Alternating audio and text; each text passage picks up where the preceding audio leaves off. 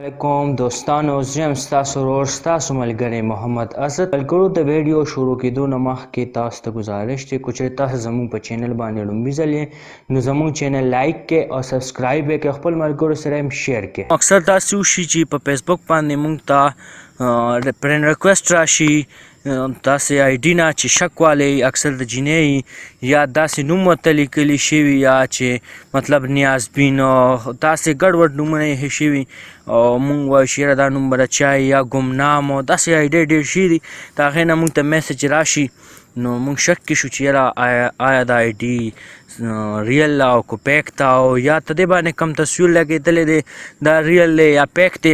یا داسې په آیمو باندې موږ ته څوک کال وکړي او موږ ګورو چې یاره دا کم کال راځي په دې د آی ډي باندې چې کم تصویر لګېدلی دی دا ریل دی دا یا پیک دی یا داسې اکثر په واتساپ باندې اکثر میسیجونه څوک کوي پته نه لګي چې څوک کوي نو موږ دا معلومولی شو چې په دې باندې کم تصویر لګېدلی دی نو دا ریل دی او که پیک دی او یا د انټرنیټ نه اخیستل شوی دی نو دوستانو نن به زه دا تاسو ته ښیم چې دا موږ څنګه معلومولی شو. نو فرسټ اف آل به موږ ګوګل کولو وکړو. ګوګل کې چې کوم دا 3 ډاټس دي په دې باندې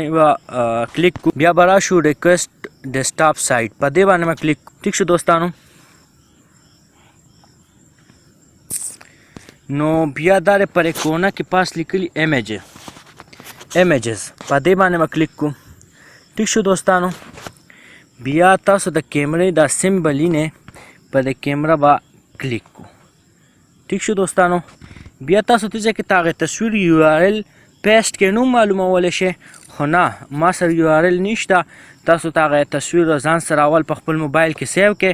بیا په دې ځای کې اپلوډ کړئ. نو زه دا اپلوډ کوم صحیح شو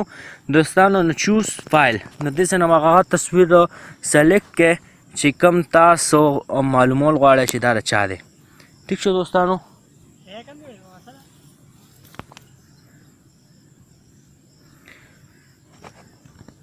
نو زه اوس یو تصویر دی دپاره سلیکټ کوم صحیح ده دوستانو. دا یو تصویر دی دا زه سلیکټ کوم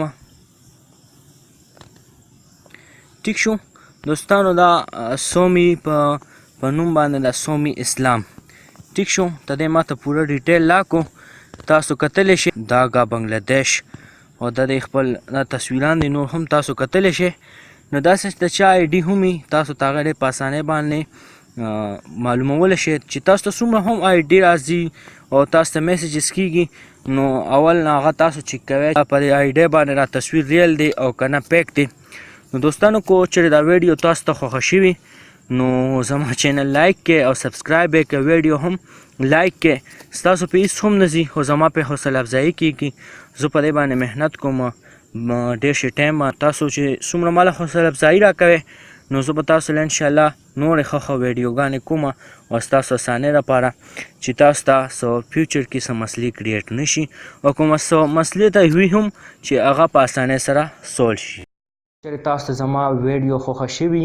نو زما ویډیو لایک کړئ شیر یې کړئ او زما چینل هم لایک کړئ او سبسکرایب یې کړئ او د خپلو ملګرو سره یې شیر کړئ. دوستانو ستاسو لپاره ما د فیسبوک یو پیج هم جوړ کړی دی او چې لینک یې ډسکرپشن کې موجود دی نو تاسو پلیز په هغې